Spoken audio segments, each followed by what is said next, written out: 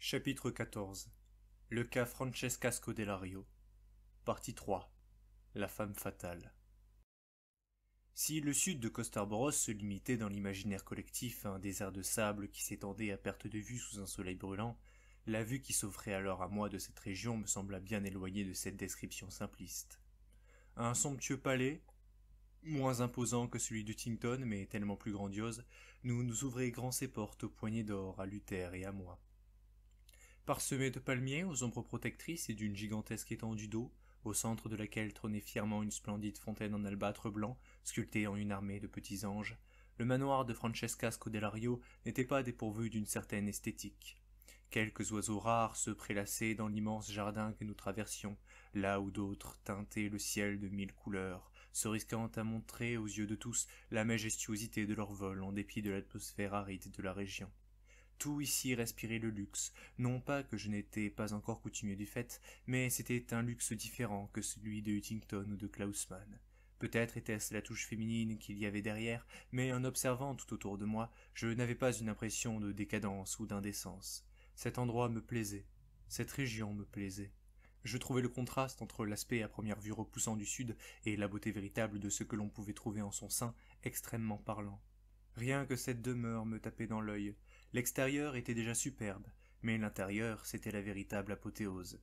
Pour ainsi dire, je n'avais encore jamais vraiment eu beaucoup de considération pour la décoration, contrairement à ma mère. Je me passionnais pour d'autres choses.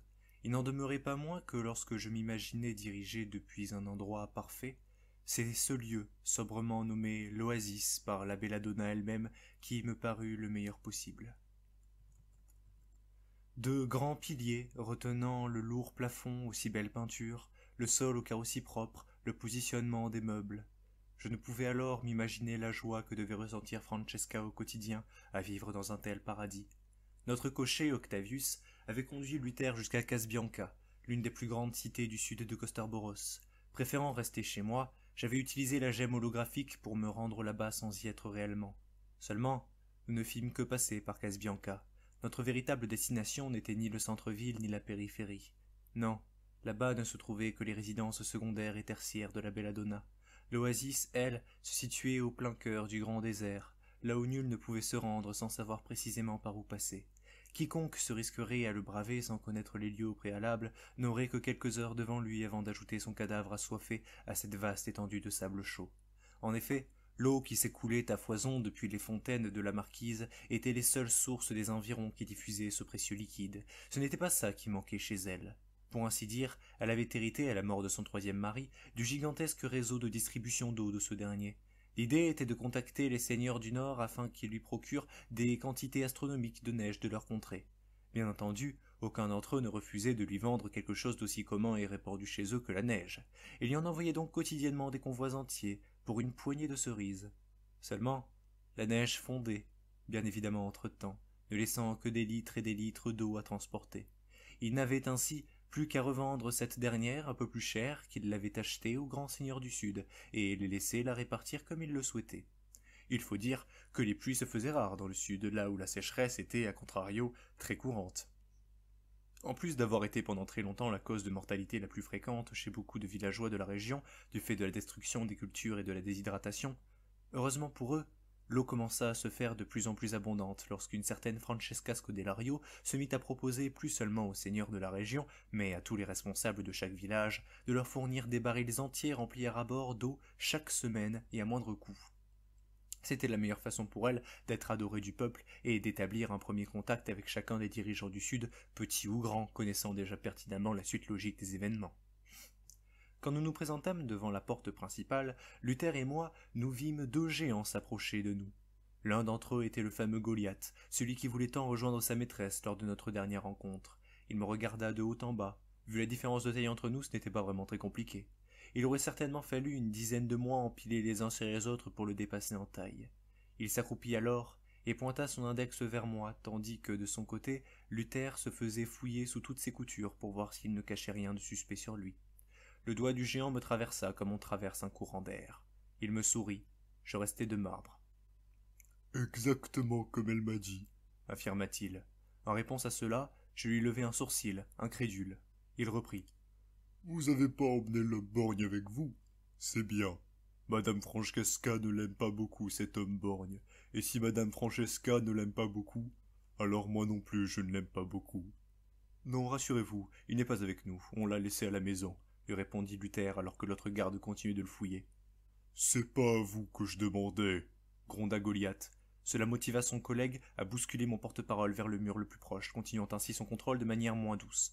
Interrogeant le colosse me faisant face d'un regard lui demandant très clairement où étaient passées leurs bonnes manières, il se mit à nouveau à genoux vers moi et retira le lourd casque d'acier qu'il portait sur le crâne. Je le vis alors me sourire de toutes ses dents. Mais vous, Madame Francesca, elle vous aime bien, vous savez. Elle m'a dit. Si elle vous aime bien, alors moi aussi je vous aime bien. C'était un sourire benêt. Il avait l'air sincère.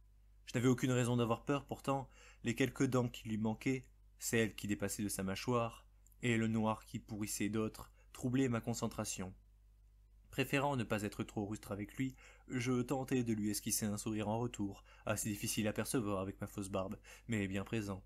Ça a eu l'air de lui faire plaisir. Il se retourna alors et frappa 3 grands coups sur l'épaisse et titanesque porte qui se dressait devant nous, assez grande pour que le géant puisse la passer, celle-ci. Ce Goliath avait l'air d'avoir une force surnaturelle. Je n'osais même pas imaginer ce qui arriverait si je finissais un jour au creux de sa main. Heureusement pour moi, il disait qu'il m'aimait bien. Mon souhait le plus cher en cet instant, c'était bien celui que cette affection se prolonge. Quoi qu'il en soit, si je crains un instant qu'il ne pulvérise la porte, je la vis plutôt s'ouvrir, en grand, devant nous. Suivez-moi, s'il vous plaît, nous demanda-t-il, alors de sa voix terriblement caverneuse, tandis que son collègue s'éloignait pour nous libérer le passage. Nous nous regardâmes un instant, Luther et moi. C'était bien pour ça que nous étions venus, après tout. Nous franchîmes finalement tous deux l'entrée, prêts à échanger quelques mots avec la maîtresse de ces lieux. Une série de larges couloirs aux magnifiques tableaux nous indiquaient la route à suivre. Le sol, si propre que nous pouvions voir notre reflet à l'intérieur, était bordé d'un long tapis en velours vert et aux rebords dorés. À chaque coin, une statue. La plupart d'entre elles représentaient des femmes, en partie dénudées, immortalisées dans des positions pour le moins sensuelles. Je n'étais pas très réceptif à ce genre d'art-là. Cependant, le talent du sculpteur restait à souligner. Nous prîmes au moins 5 minutes pour traverser les différentes pièces, toutes plus splendides les unes que les autres, et monter les nombreux escaliers éclairés par les doux rayons du soleil, avant que l'on nous stoppe dans notre parcours. Nous venions d'arriver devant l'entrée de la pièce dans laquelle se trouvait apparemment la belladonna. « Attendez-moi là, s'il vous plaît. Je vais prévenir Madame Francesca que vous êtes arrivé, » nous pria Goliath le géant, avant d'entrer seul dans la pièce, nous laissant à l'extérieur, entourés de quelques gardes armés de hallebardes qui surveillaient stoïquement le couloir. Nous nous échangeâmes un regard complice, Luther et moi. Nous savions pourquoi nous étions venus, et nous ne comptions pas repartir les mains vides.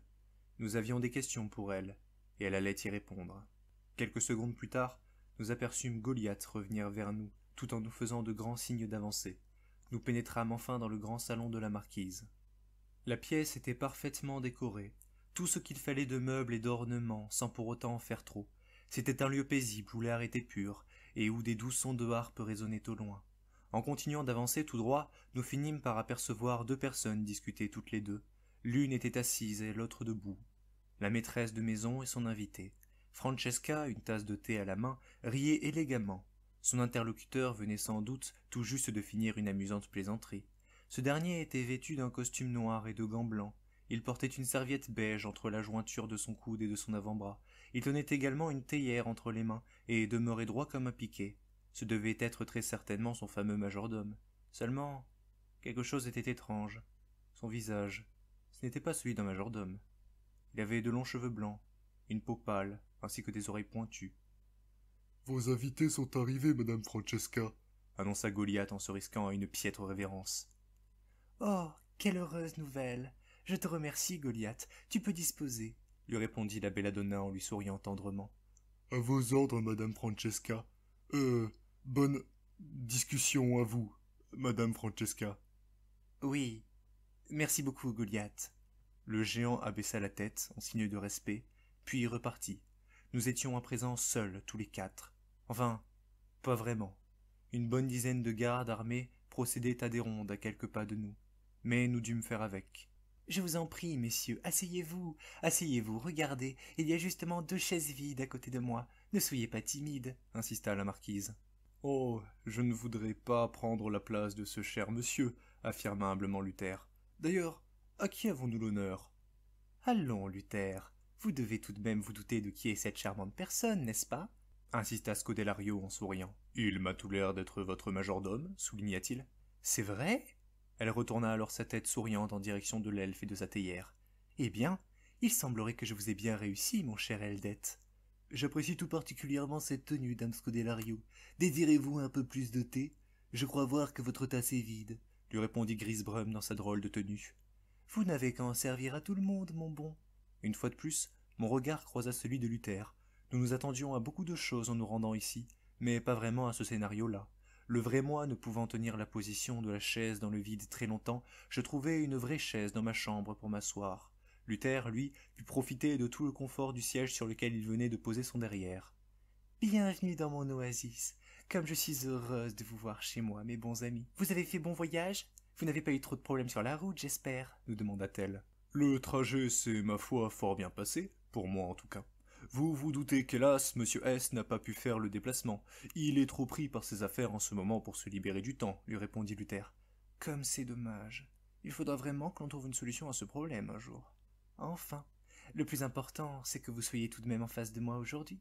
D'ailleurs, que pensez-vous de cet endroit? Vous aimez? Est-il à votre goût?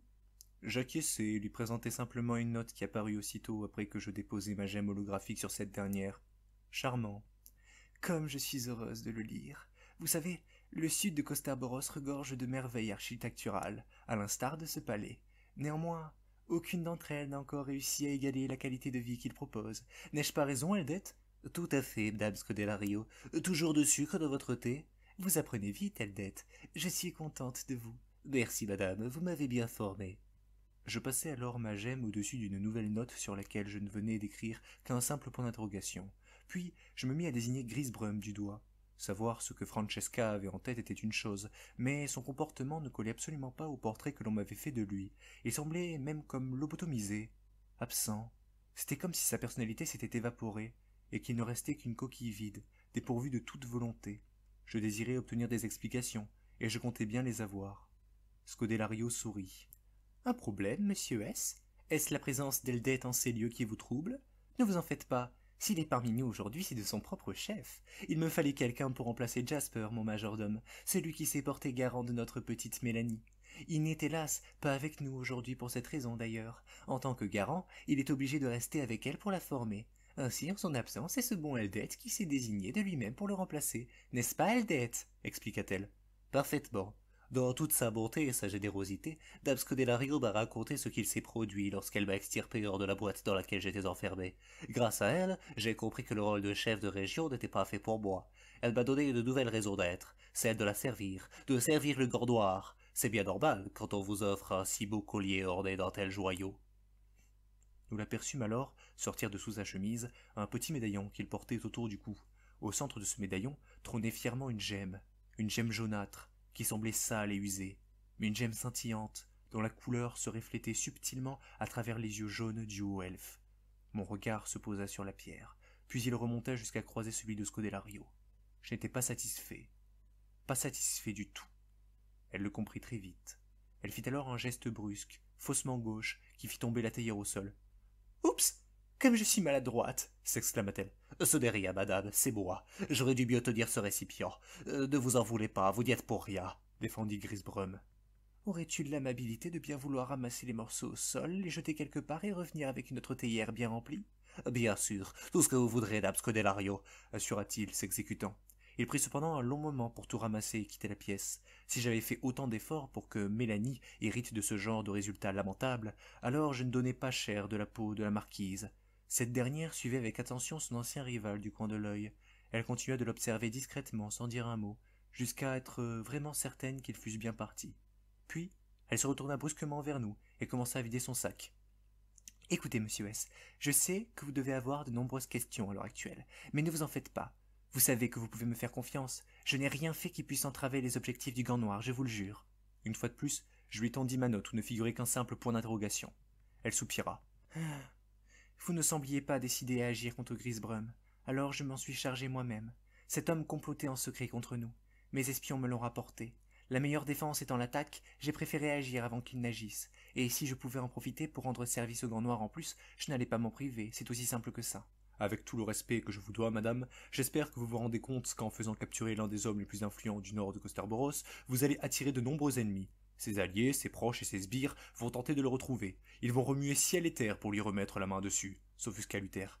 Et avec tout le respect que je dois à votre chef, vous n'êtes visiblement pas encore apte à avoir plusieurs coups d'avance, mon bon Luther, lui répondit-elle.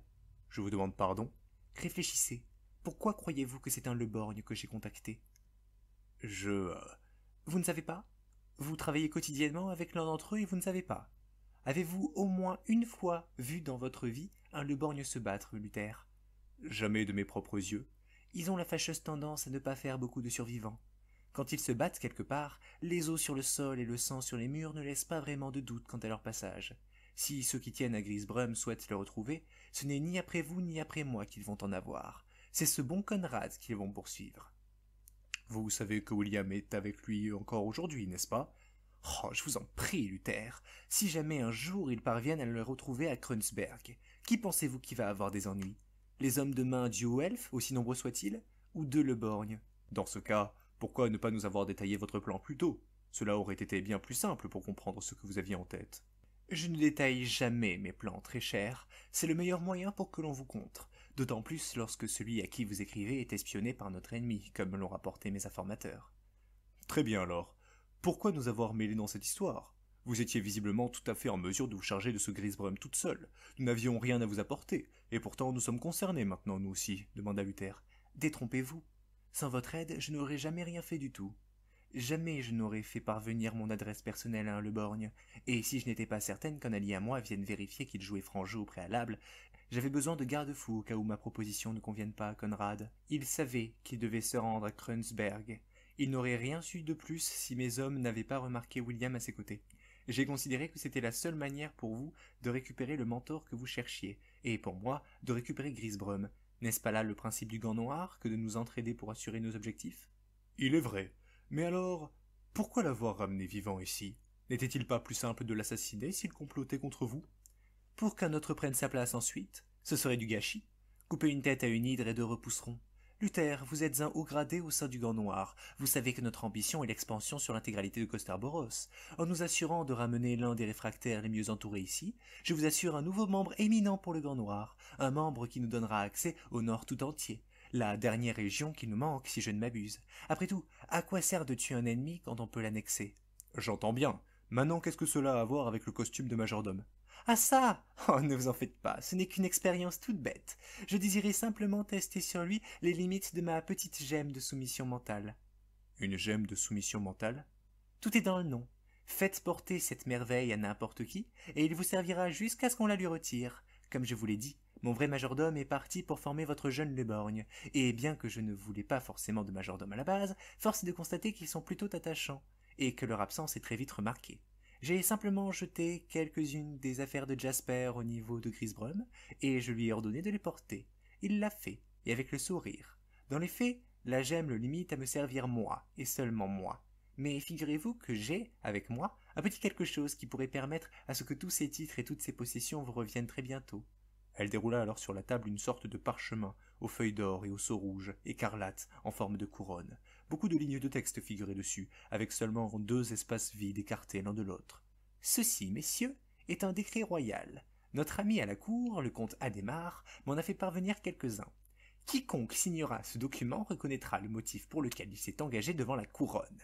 Autant vous dire qu'une fois les 2 signatures inscrites, il n'y a plus vraiment moyen de faire machine arrière. Si je l'avais fait tuer avant, sa signature n'aurait maintenant plus de valeur, vous vous en doutez. Certes. Est-il d'autres choses que vous désireriez savoir? Demanda Francesca. Luther tourna les yeux vers moi. Il était embêté. Elle avait apporté des réponses satisfaisantes à ses questions. À vrai dire, je lus dans son regard qu'il commençait presque à avoir envie de lui faire confiance. Incrédule, mes doutes persistaient. Cependant, je ne pouvais nier qu'à l'heure actuelle, ses choix me semblaient en effet aller dans le sens du gant noir. En réalité, elle s'était véritablement mise en danger pour en arriver là. Certes, nous ne l'avions forcée à rien. Mais les conséquences de ses choix nous étaient alors toutes bénéfiques. Et les risques, présentés comme elle venait de le faire, paraissaient minimes. Ce qui me dérangeait le plus, c'était le fait de ne pas avoir été bien informée, de ne pas savoir exactement ce qu'elle comptait faire. Mais là encore, si elle savait que j'étais espionné, elle avait sûrement bien fait. Il n'y avait pas à dire. Elle était très douée pour se défendre et pour donner l'impression que le Gant Noir était le grand gagnant de l'histoire. Je commençais ainsi à me dérédire. Sans avoir mérité ma confiance, elle avait eu en partie raison de ma méfiance. Depuis le début, elle était tout simplement vraiment du côté du Gant Noir. Nous aperçûmes alors Eldette revenir avec une nouvelle théière entre les mains. Lorsqu'il approcha le bec de cette dernière, de nos tasses, pour les remplir, Francesca se mit à lever la main. Il s'arrêta tout net, exactement comme Goliath la fois où il tenta d'entrer dans mon bureau de force.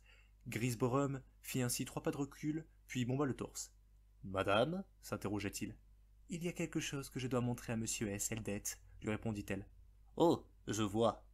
Luther peut-il venir avec nous, lui aussi demandai-je.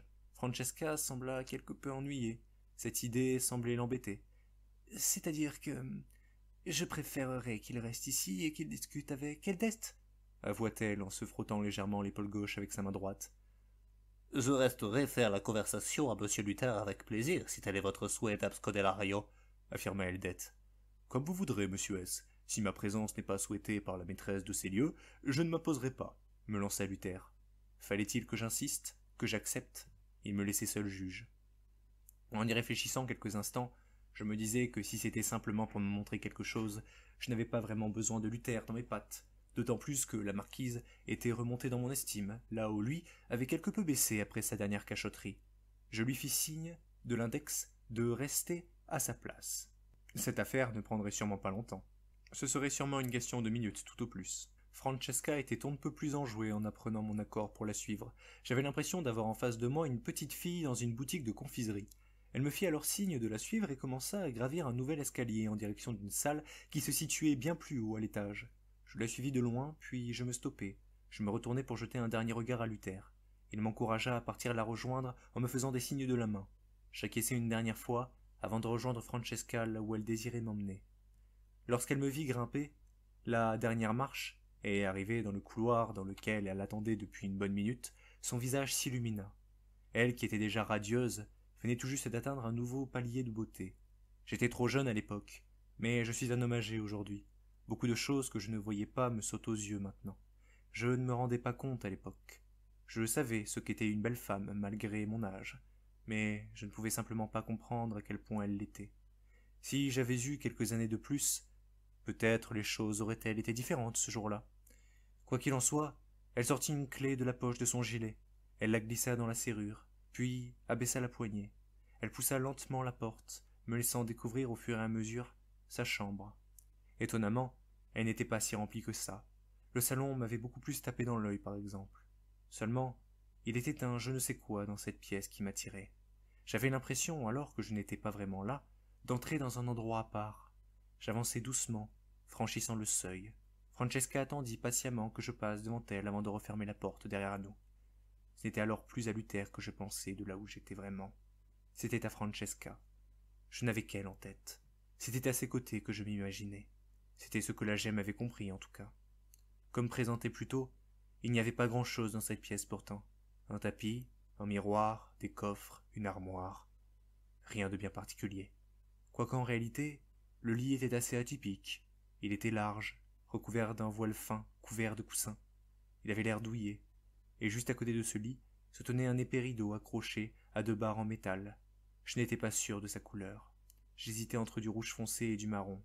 Ce que je savais cependant, c'est qu'il avait été placé loin de la grande fenêtre qui laissait apercevoir le soleil briller tout en haut du ciel. Je ne pouvais pas imaginer la beauté de la vue que devait avoir Francesca d'ici chaque matin, au crépuscule et à l'aube surtout. Pour le reste, je préférais ma chambre en tout point, mais pour la vue, j'étais forcé d'admettre qu'elle me rendait légèrement jaloux. Je me rapprochai ainsi lentement de la fenêtre. Je voulais observer de plus près la vue depuis cette hauteur. Quand je fus assez proche de cette dernière, je réalisai la beauté du sud de Costerboros. Francesca avait une vue d'ensemble, là où elle était. Elle voyait aussi bien les petits villages au loin que les hautes tours qui dépassaient du reste du paysage. Je me rappelle que je me disais alors qu'un jour, moi aussi je me lèverai et je me coucherai en contemplant enfin un monde qui m'entourait dans ce qu'il avait de plus beau à m'offrir. De petits bruits gênants commencèrent cependant à me remonter aux oreilles. C'était le bruit d'une main qui ne cessait de brasser de l'air. En effet, en quittant des yeux la superbe vue que j'avais alors, je remarquai que Francesca était en train de se faire du vent avec sa main. « Vous aimez ? C'est une chambre où il fait bon vivre, mais la température se fait de plus en plus chaude ces temps-ci. À cette hauteur, le soleil tape plus fort que n'importe où ailleurs. Cela ne vous ennuie pas si je retire quelques-unes de mes affaires les plus épaisses me demanda-t-elle. Faites donc, vous êtes chez vous, lui répondis-je à l'écrit. Elle me remercia, puis partit se réfugier derrière le rideau près de son lit. J'aperçus néanmoins sa silhouette au travers. Je la vis retirer le gilet à manches longues qu'elle portait par-dessus sa robe. Le voyeurisme, n'ayant cependant jamais été l'un de mes centres d'intérêt, je détournai très vite le regard à la recherche de ce qu'elle désirait me montrer. Ça ne pouvait pas être la vue. Elle n'aurait pas insisté pour que Luther ne nous rejoigne pas, sinon. Je balayai la salle des yeux. Je n'y vis rien de bien intéressant. La marquise sortit alors de derrière son rideau, son gilet en moins. De plus, j'avais l'impression que quelque chose d'autre manquait. Ses collants, les élégants collants noirs qu'elle portait, ne couvraient plus ses 2 fines jambes. Plus subtile, elle n'avait plus non plus de bague au doigt, ni de boucle d'oreille. Soit. Après tout, je ne m'attendais pas à ce qu'elle me fasse l'inventaire de tout ce qu'elle avait retiré non plus. Je lui présentai, lorsqu'elle fut à nouveau près de moi, une fois de plus ma petite note où un simple point d'interrogation figurait. « Ah, on se sent mieux comme ça. Qu'y a-t-il? Vous voulez déjà que je vous montre ma surprise ?» m'interrogea-t-elle. Je haussai les épaules. Il aurait été impoli de lui dire oui, ce qui aurait été une manière implicite de lui faire comprendre que je n'avais pas que ça à faire. Mais en même temps, je n'avais pas vraiment envie de prolonger mon séjour ici. Je remarquai alors qu'elle laissa s'échapper une petite moue, comme une légère déception au visage. Elle se rapprocha alors de son petit bureau, au-dessus duquel était accroché un splendide miroir ovale. Je l'observai regarder son reflet tout en se démêlant les cheveux. La nouvelle coupe qu'elle se faisait lui donnait un côté moins marquise, et plus sauvage, plus animal. En réalité, je n'en avais que faire. Je voulais juste qu'elle en vienne au fait. Elle saisit cependant une sorte de petite carte posée sur son bureau, et partit s'asseoir sur son lit, emportant cette dernière avec elle. Elle se mit alors à retirer ses chaussures, l'une après l'autre, soi-disant pour ne pas salir ses draps. Je n'y voyais pas spécialement d'inconvénient. Après tout, j'étais chez elle. Ce n'était pas à moi de faire la loi. Je découvris alors, pour la première fois, ses pieds nus, des beaux pieds de femme, sans la moindre imperfection.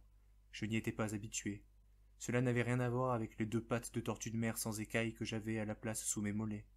Elle tapota l'espace à côté d'elle pour me demander de m'y asseoir. Je roulai des yeux, puis fis ce qu'elle me demandait. En vérité, je m'assis sur mon lit à moi, afin de faire se poser mon image rémanente. J'étais à des kilomètres de la belladonna, et pourtant, la sensation d'être à ses côtés était bel et bien présente. J'avais l'impression que le matelas sur lequel j'étais assis était bien le sien. J'avais l'impression de sentir son souffle sur ma nuque lorsqu'elle plaça sa tête au-dessus de l'épaule de mon double holographique. Ce n'était qu'une illusion d'optique, mais le fait qu'elle force pour maintenir son visage non loin de moi me procurait véritablement l'idée de rapprochement, même là d'où j'étais. Elle regardait d'un air rêveur la carte qu'elle avait entre les mains. Elle la plaçait volontairement de travers afin que je puisse voir moi aussi ce qu'elle présentait. « Vous reconnaissez ?» me demanda-t-elle. « C'est une peinture des îles Vagabondes. » Je restai silencieux. Difficile d'émettre une réaction face à la présentation d'un endroit où on ne s'est encore jamais rendu directement. « Vous savez, j'aimerais vraiment beaucoup me rendre là-bas, voir les paysages, la faune et la flore locales, et puis le reste des choses qu'on ne trouve que par là-bas et nulle part ailleurs. » Je crois que c'est lorsqu'elle me dit cela que je commençais à m'imaginer là où elle souhaitait en venir. C'est drôle quand on y pense. Vous et moi sommes parmi les individus les plus puissants de ce monde, et pourtant aucun de nous deux n'a le courage de se rendre sur ces petites îles éloignées de tout pour voir comment se déroulent leurs affaires là-bas. Je me mis à réfléchir activement. Elle faisait très certainement un sous-entendu à mon commerce de plumes de phénix. Mais n'avait-elle pas dit tantôt que ça ne l'intéressait pas, qu'elle ne souhaitait garder que les gemmes de jouvence des prophètes et du roi? Avais-je simplement mal compris ce qu'elle voulait me dire? Ou bien ne faisait-elle simplement pas de sous-entendu? Je la vis soudainement se redresser. Elle me lançait un regard de défi. « Je veux aller là-bas. Avec vous. Je veux que nous allions vérifier par nous-mêmes ce qui se trame sur ces îles, » m'assura-t-elle d'une voix déterminée. Je lui fis non de la tête. Pas question de prendre autant de risques pour ses beaux yeux.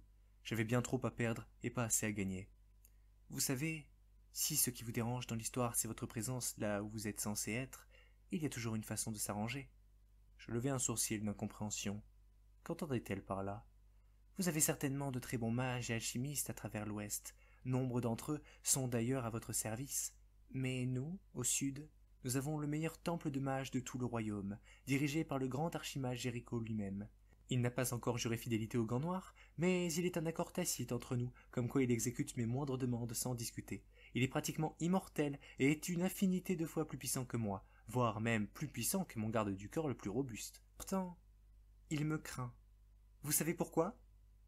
Je ne sus quoi lui répondre. Quand un homme a accumulé autant de pouvoir que lui, son pire cauchemar, c'est de perdre tout ce pourquoi il a dédié sa vie, et la position qu'est la mienne me permet de trouver les alliés, les armes, les éléments capables de le renverser. Il ne veut pas prendre le risque, et ce malgré ses capacités propres. Entretenez la peur et vous entretiendrez vos adversaires. Où voulez-vous en venir? Lui demandai-je à l'écrit un peu perdu. Elle soupira. Ce n'est pas à vous d'avoir peur des conséquences de vos actes, c'est aux autres de craindre vos choix. Si vous choisissez de partir quelque part, il ne doit être personne en mesure de vous arrêter. Le seul qui peut vous fixer des limites, c'est vous-même.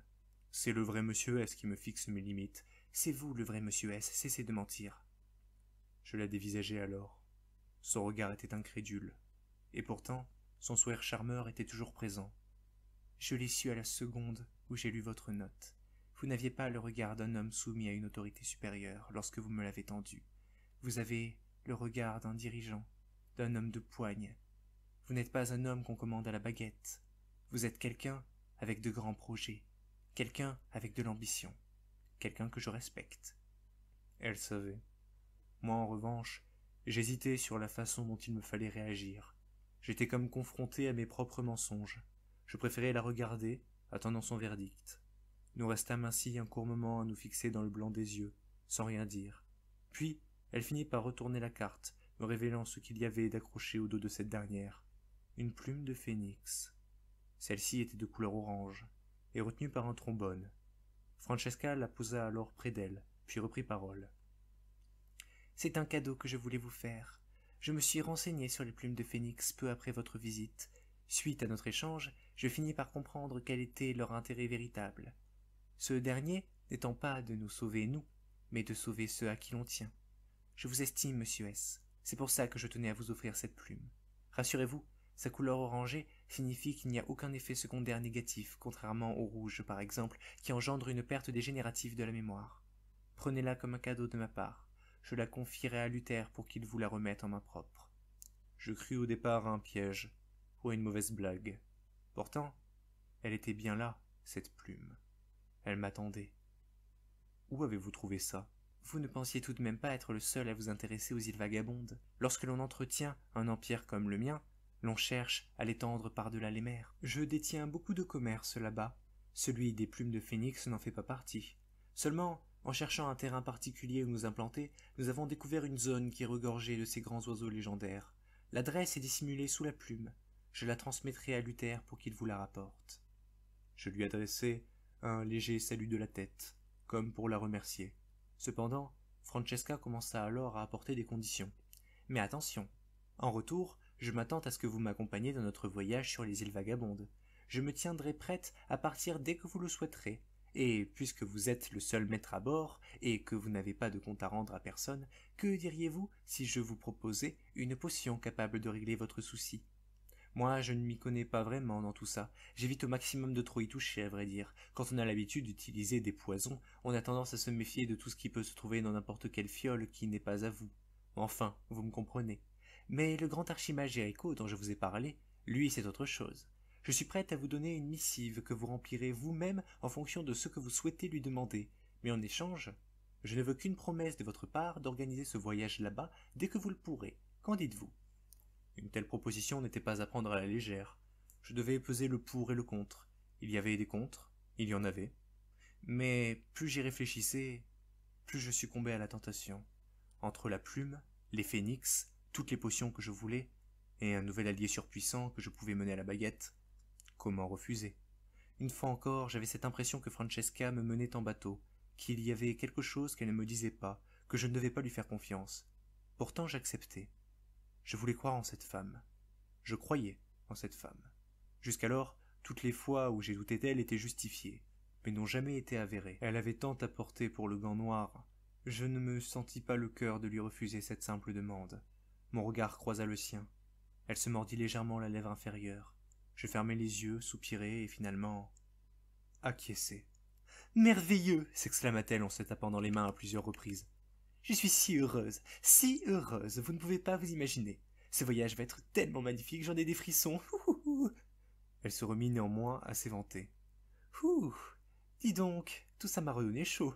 Le stress, l'angoisse, l'excitation, ça ne fait pas bon ménage avec une température extérieure pareille.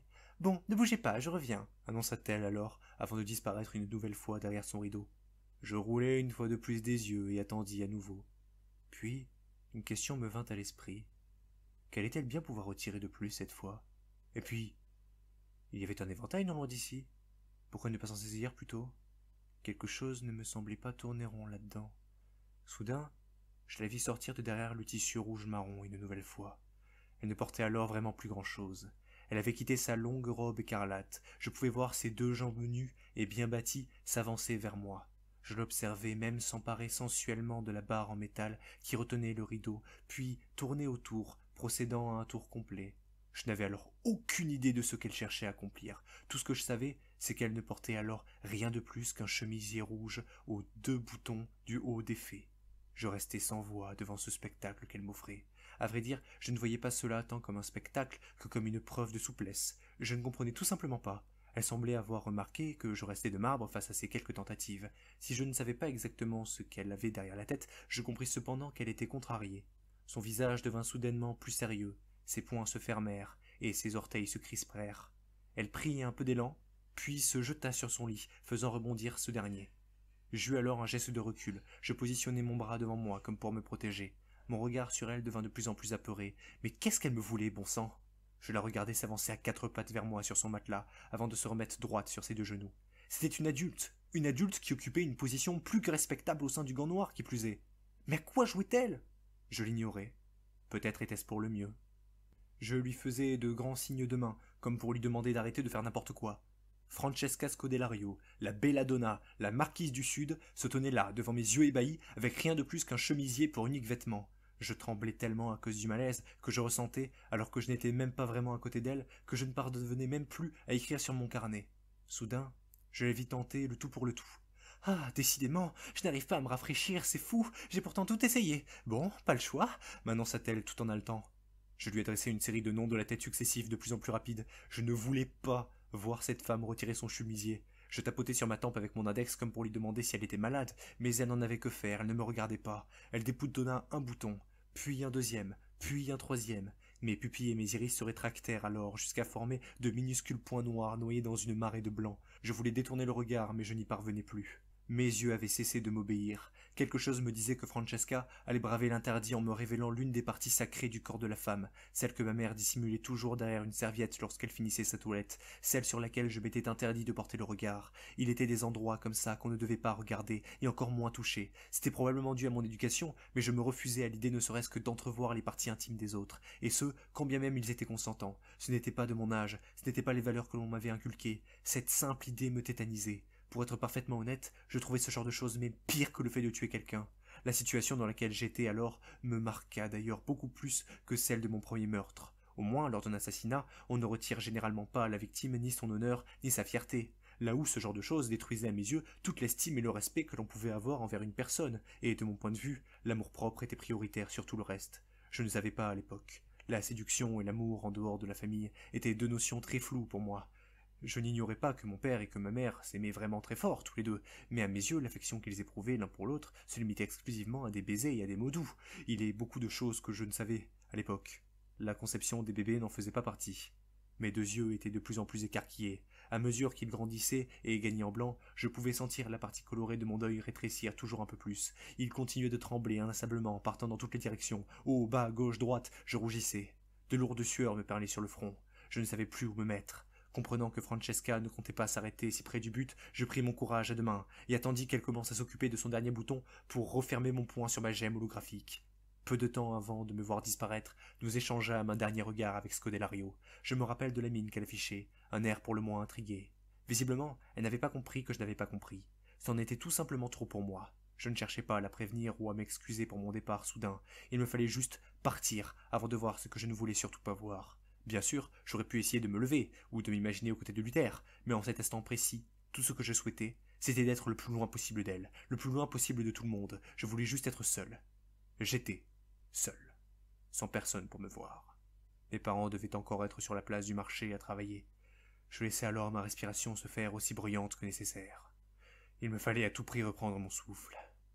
Je posai ma main sur mon cœur et sentis ce dernier battre à tout rompre. Victoire! Je venais d'épargner les restes de bribes d'enfance qu'il demeurait en moi. J'avais échappé à ce spectacle auquel je ne souhaitais assister pour rien au monde. J'avais tiré au clair toute cette histoire. Et puis, je commençais à réfléchir. Est-ce que mon départ précipité allait endommager nos relations avec Francesca? Est-ce qu'elle m'en voudrait et refuserait finalement de livrer la plume et l'adresse à Luther? J'ignorais comment elle allait interpréter tout ça. Bien sûr, l'idée me vint de réactiver ma gemme pour retourner à l'oasis afin de m'en assurer, mais mon instinct me rappela alors que si jamais une femme était contrariée, il valait mieux ne pas rester dans le coin au risque d'empirer les choses. De toute façon, je ne me sentis pas la force d'y retourner après ce qu'il venait de se passer. Il ne me restait plus qu'à croiser les doigts et espérer qu'elle tienne ses engagements malgré tout. Néanmoins, je savais qu'après cela, il me fallait redoubler d'efforts si je voulais entretenir notre alliance comme il se devait. Je réfléchis, durant 3 jours et 3 nuits, à ce que j'allais bien pouvoir lui écrire. Que faire? M'excuser? Blâmer la gemme? Dire que je n'étais pas prêt? Beaucoup d'idées me tournaient en tête. Aucune ne me paraissait satisfaisante. Suite à ces 3 jours, le borgne, Helena et moi-même nous regroupâmes 1000 fois de plus dans le salon de notre quartier général. Luther était censé rentrer dans la soirée et me ramener tout ce que Francesca avait promis de m'offrir. Bien sûr, en l'attendant, le borgne et Helena me bombardaient tous deux de dizaines de questions. Ils voulaient savoir ce qu'il s'était passé exactement, ce qu'il s'était dit, comment c'était là-bas. Je choisis de ne pas m'attarder sur les détails. De toute façon, une fois Luther rentré, je saurais comment Francesca avait réagi. Et alors, je me permettrais d'être un peu plus loquace. Seulement, je refusais catégoriquement de révéler à qui que ce soit ce qu'il s'était produit dans la chambre de la Belladonna. Ce qu'il s'était passé là-bas resterait là-bas. D'autant plus que je ne faisais alors pas le moindre rapprochement avec une pratique de séduction. En mon esprit, elle avait tout simplement soit reçu un coup de soleil sur la tête, elle qui se plaignait de la chaleur, qui l'avait rendue hystérique, soit c'était mon accord à sa demande de voyage qui l'avait mise dans tous ses états, pour ne pas dire rendue complètement cinglée. Connaissant son passif avec mes proches collaborateurs, il valait mieux que je taise ce genre d'excès de folie. Une fois de plus, elle avait acquis une bonne partie de ma confiance. Je voulais que les autres puissent croire en ses bonnes intentions aussi. Nous entendîmes soudain des bruits de pas s'approcher de notre direction. Nous commençâmes alors à nous retourner vers la porte d'entrée, nous attendant à voir Luther pénétrer dans la pièce très bientôt. Seulement, ces pas étaient rapides. On pouvait même parler de pas de course. Et ils étaient nombreux. Plusieurs personnes couraient vers nous.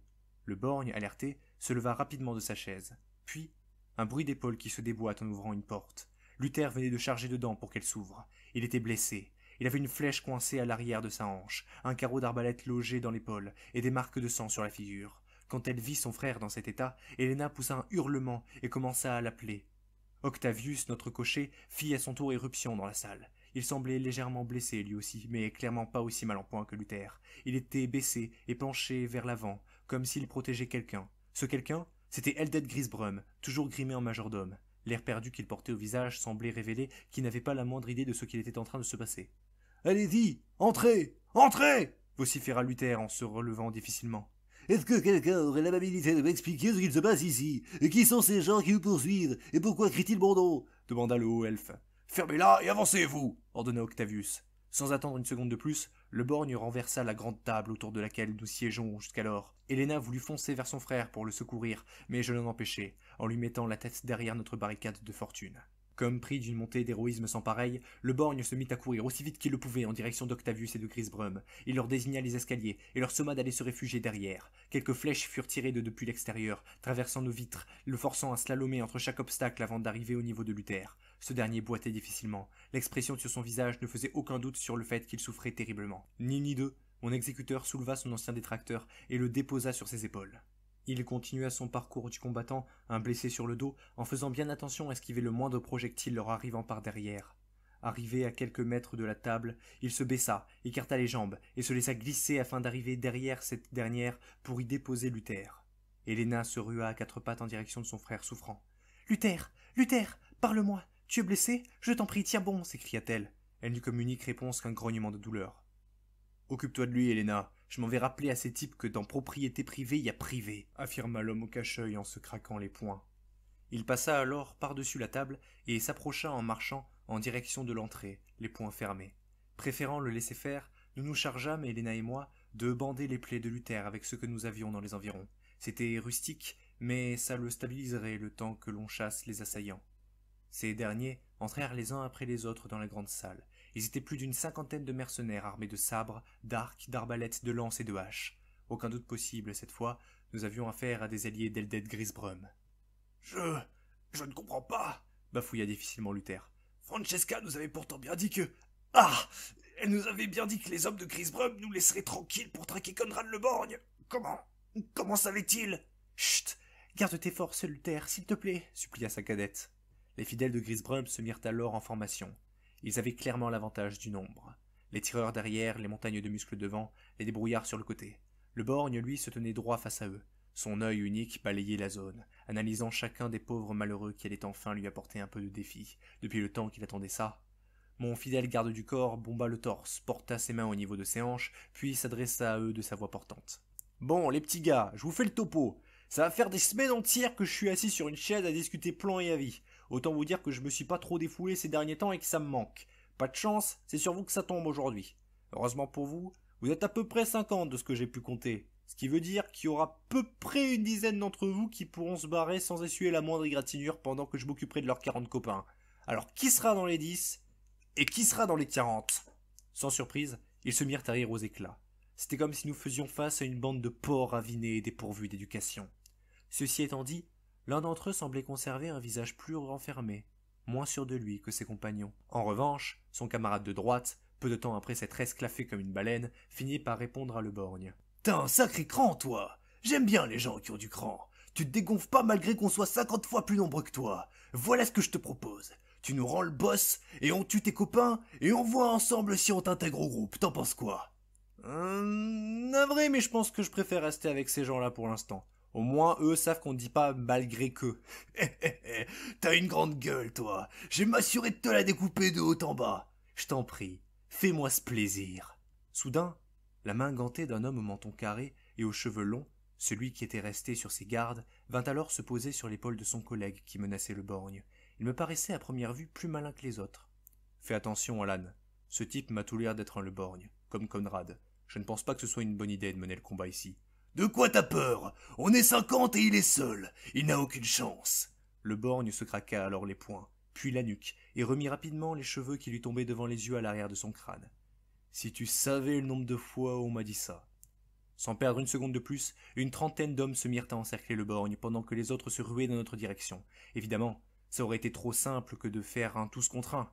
Heureusement, voir que ses adversaires lui tournaient le dos n'était pas du goût de le borgne. Sans se retourner, ce dernier projeta un couteau de lancer, en hauteur derrière lui, coupant la corde qui retenait l'immense chandelier au-dessus de la tête de nos assaillants. Le lustre vint alors s'écraser sur eux, broyant leurs os, et forçant les quelques chanceux qui n'étaient pas encore arrivés à notre niveau à faire un bond en arrière pour ne pas finir comme leurs camarades. Ce n'était pas que de la provocation et de la vantardise de la part de le borgne. Il connaissait le terrain comme sa poche, il avait calculé son placement au préalable afin de s'assurer de faire mouche. Je repensais alors à toutes les fois où nous discutions tous ensemble autour de la table et qu'il ne prenait pas parole. Il devait certainement s'imaginer les différentes combinaisons possibles et ce à quoi pourrait lui servir tel ou tel objet face à tel ou tel adversaire. Il voyait le champ de bataille comme une gigantesque toile et les objets qui l'entouraient comme des pinceaux de différentes tailles. Sans surprise pour la peinture, disons que c'était un grand amateur de la couleur rouge. Les mercenaires de Grisbrum effectuèrent alors un rapide pas de recul sous le coup de la surprise. Le borgne leur répondit simplement en leur faisant un nom du doigt. Si affrontement il devait y avoir, ce serait entre eux, comme des hommes. Je l'aperçus alors porter la main à sa ceinture et en sortir une sorte de lasso. Le combat allait vraiment pouvoir commencer. Très vite, les guerriers du Nord fondèrent sur lui, brandissant leurs armes dans sa direction sous une pluie de flèches et de carreaux. Faisant preuve d'une agilité hors norme, le borgne se saisit du bras du premier venu, le lui brisa et se servit du corps du pauvre malheureux comme d'un bouclier humain. Dès qu'une arme contondante vint le transpercer, il le laissa tomber au sol pour en saisir un autre, récupérant du bout des doigts les armes qu'il faisait lâcher à ses opposants.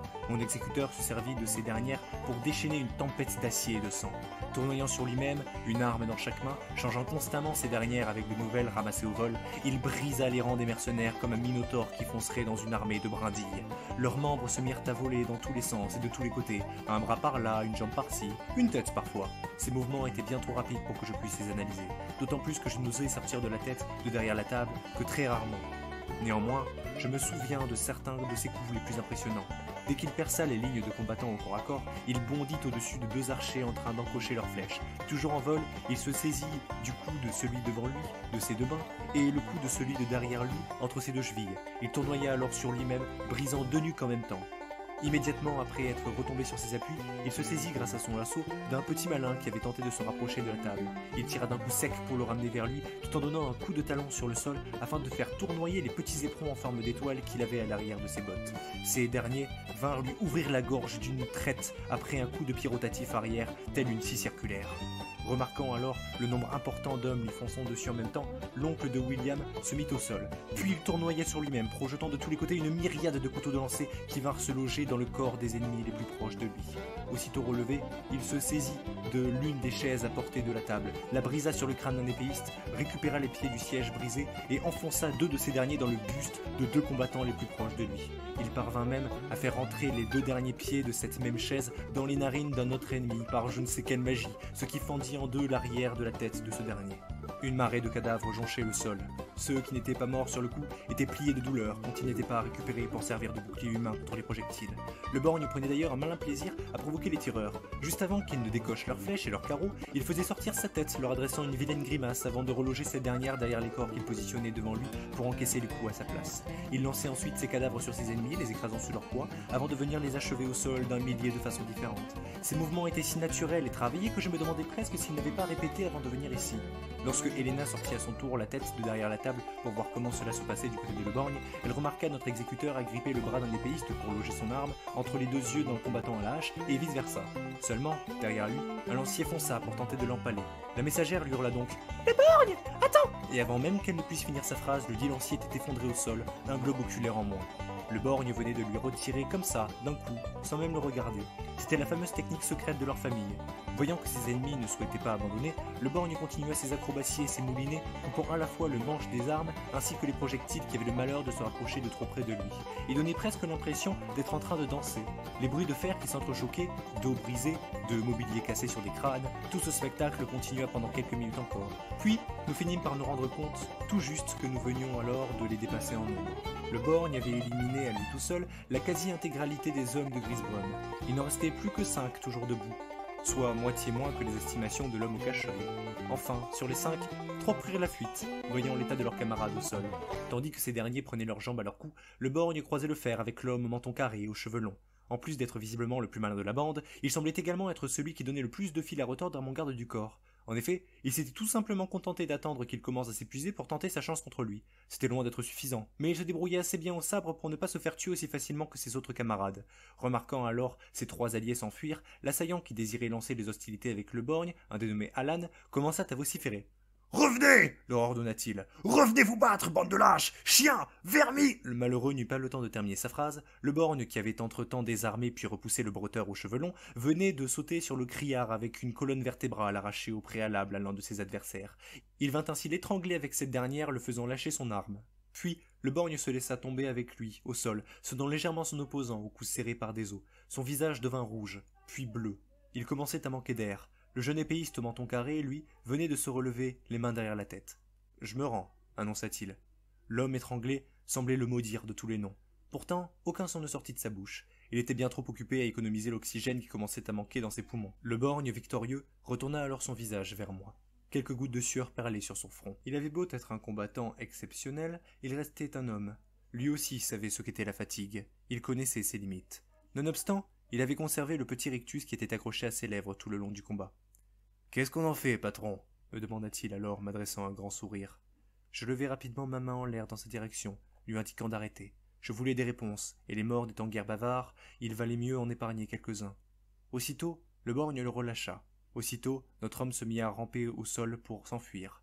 C'était sans compter sur une botte aux éperons en étoile qui vint s'abattre sur ses côtes avant de se poser sur son ventre retourné. Il était maintenu par terre, par le poids d'une jambe penchée vers lui, et n'osa alors plus tenter le moindre mouvement. « Et tu crois aller où, comme ça, monsieur Taducran ?» lui demanda le borgne. « Vous ne perdez rien pour attendre. Mes gars sont partis chercher du renfort. Ils vont revenir et raser ce manoir et vous avec !» rétorqua-t-il en crachant son sang noir au visage de le borgne, qu'il avait vaincu. En guise de réponse, le borgne lui glaviota à son tour dessus. En revanche, lui, ce n'était pas du sang qu'il fit sortir de sa bouche. Il lui répondit alors, tout en mettant encore un peu plus de poids dans sa jambe. « Possible. Mais bon, je te cache pas que d'ici, on aura certainement déjà quitté les lieux avec ton boss. »« Lâche. Cela ne vous suffit pas de capturer l'homme qui nous permettait de bien vivre. Il fallait en plus que vous l'humiliez en lui faisant porter ses habits indignes d'un homme du Nord. » Ouais, alors deux choses. Primo, c'est un haut elfe, le type. Donc bon, toutes ces histoires de Nord, de Sud, ça n'a pas vraiment de sens pour lui. Deuxio, je crois bien que c'est vous qui avez attaqué en premier, non? Regarde un peu dans quel état t'as mis notre porte-parole. Moi, je vous ai laissé le temps de partir, au moins. Tout ce que nous voulions, c'était récupérer Grisbrum. En attaquant le carrosse dans lequel il était, super le plan. Vous ne l'auriez pas rendu de toute façon. Ah bah, pour le coup, vous auriez attendu 30 secondes qu'on se pose autour d'une table et qu'on en discute et il y aurait eu moyen, mais je vais pas m'en plaindre, hein. Vous m'avez bien diverti, moi. L'homme au menton carré et aux cheveux longs, toujours les mains derrière la tête, reprit alors parole sans que personne ne s'y attende. Tout ça n'a plus d'importance de toute façon. Le décret royal est sûrement déjà passé maintenant. Toutes les possessions de Grisbrum doivent désormais appartenir à la sorcière du Sud et à son organisation de malfaiteurs. Il n'y a plus de raison de nous battre. La sorcière du Sud, c'était la première fois que j'entendais cette appellation. Pourtant, je pensais tout de même deviner à qui ce sobriquet faisait référence. Vous devez être très coutumier du vice et de la perversité pour oser travailler avec une succube pareille, grommela Alan, de plus en plus compressé par le poids de le borgne. À ces mots, je sentis mon attention être titillée. Je fis signe à Helena d'emporter Luther dans l'une des chambres en haut des escaliers et de le soigner du mieux qu'elle pouvait le temps qu'on fasse venir notre médecin. Une fois cela fait, je partis rejoindre le borgne près de l'homme maintenu au sol. Ce dernier toussait énormément et ne parvenait pas à reprendre des couleurs. Son compagnon d'armes, lui, avait donné un coup de pied dans son sabre sans qu'on le lui demande. C'était une façon de nous montrer qu'il ne comptait rien tenter de stupide. Je me mis alors à rédiger plusieurs questions que je tendis à mon exécuteur afin qu'il les pose directement à notre prisonnier. « Tu parles de Francesca Scodelario ?» lui demanda-t-il. « De qui d'autre veux-tu que je parle ?» répondit notre homme. « Il n'y a qu'une seule personne dans tout Costerboros qui porte un tel surnom. On raconte même ses méfaits aux enfants du Nord pour leur faire peur. Et vous trouvez tout de même ça judicieux de vous allier avec elle ?»« Comment tu sais tout ça, toi? Tu fais partie des espions envoyés pour nous surveiller, c'est ça? »« Des espions? Quels espions ?»« Quels espions? Bah attends, bouge pas, je vais te les présenter. » Le borgne saisit alors notre homme au niveau du col, puis le conduisit jusqu'au sous-sol. De mon côté, je me chargeai d'y escorter l'autre épéiste dont j'ignorais encore le nom. Désarmé et visiblement plus docile que son collègue, je lui indiquai une fois que nous entrâmes dans la cave qu'il pouvait cesser de garder les mains derrière la tête. Une fois les marches descendues, le borgne jeta à nouveau le mercenaire par terre. En face de lui se tenaient les 4 cadavres des hommes encapuchonnés que William avait ramenés. « Alors, leurs visages te disent rien ?» demanda mon garde du corps. L'homme resta silencieux quelques instants. Il semblait hésiter. « Ouais, je les connaissais. Ils travaillaient pour Grisbrum aussi, lança-t-il. »« Ah bah voilà. Je me disais bien aussi que des déserteurs, précisa le deuxième homme du Nord, dont les mains avaient enfin quitté l'arrière du crâne. Nous nous regardâmes alors tous deux avec le borgne. Nous affichions l'un comme l'autre un air légèrement surpris suite à cette affirmation. Le mercenaire au sol, lui, lança un regard noir, assassin à son homologue. Des déserteurs? Oui. Au départ, ces types étaient des espions de Grisbrum, comme moi. Je les connaissais bien, on a été placés dans le même dortoir fut un temps. Et puis un jour, ils nous ont lâchés. Ils ont disparu comme ça du jour au lendemain, sans laisser de traces. On n'avait aucune idée de là où ils étaient partis, ni même de s'ils étaient toujours vivants. Et de ce que j'en vois, il semblerait qu'ils se soient mis à bosser pour le compte de quelqu'un d'autre entre-temps. « Traître !» vociféra son compagnon d'armes. Bon ben au moins il y en a un des deux qui va se montrer utile, laissa s'échapper le borgne avant d'asséner un violent coup de pied dans la figure de cet Alan. Nous entendîmes alors tous un bruyant crac. Comme si de rien n'était, mon garde du corps déposa à nouveau son regard sur le jeune espion, afin de poursuivre l'entretien. Nous disions donc... Ah oui, les déserteurs. Du coup, attends un peu. Tu veux dire que ces types-là avaient déjà lâché Grisbrum avant de débarquer ici? Comme je vous l'ai dit, je ne sais pas depuis combien de temps ils sont arrivés chez vous. Ce que je sais cependant, c'est que cela va faire un peu plus d'un mois qu'ils ont quitté nos rangs. On a remarqué leur absence dès le lendemain du jour du courrier. Le jour du courrier, toutes les 2 semaines, l'on avait droit à recevoir du courrier. Lorsque nous étions dans le même dortoir, déjà ces 4-là avaient pris l'habitude de mettre en commun les missives qu'ils recevaient. Des missives vers le nord qui incitent à changer de camp. Le borgne et moi-même, nous échangeâmes un regard qui en disait long. Cette description nous rappelait de plus en plus quelqu'un que nous connaissions bien tous les deux. Mais nous ne pouvions prendre ce qu'il nous disait, cet escrimeur aux cheveux longs pour argent comptant. C'était un espion, après tout. Comment être sûr que tu nous dis la vérité? Bonne question. Mon ancien employeur n'a plus rien à m'apporter, maintenant qu'il a tout perdu, mes compagnons d'armes sont morts, ou ont pris la fuite, je suis désarmé et ma vie est en danger. Je pense que j'ai tout à gagner à jouer franc jeu avec vous, conclut-il. Problématique. Cet homme ne semblait pas mentir. Un très mauvais pressentiment commença alors à prendre le dessus sur mon esprit. J'avais comme l'intuition que quelque chose de très grave allait être découvert. quelque chose qui pouvait remettre en cause tout ce que je considérais alors comme étant de bonnes nouvelles. Cette intuition me conseilla de garder cet homme en vie et d'essayer de m'en faire un allié. Je risquais d'avoir besoin de ces informations pour la suite. Je passai discrètement une note à Le Borgne. Il la lut, puis m'adressa un discret hochement de tête. « Ok, alors écoute-moi bien, l'ami. T'as un petit nom? Comment tu t'appelles » L'homme hésita un instant. Puis il finit par répondre. « Blake. Blake Grant. Enchanté, Blake. Moi, c'est Le Borgne. Bon, t'as dit qu'ils ont disparu peu de temps après avoir reçu le courrier, c'est ça? Tu sais si quelqu'un a pu retrouver leurs lettres ou pas? Bien sûr que non. Ils sont allés les brûler avant leur départ, sinon vous pensez bien que nous les aurions déjà retrouvés.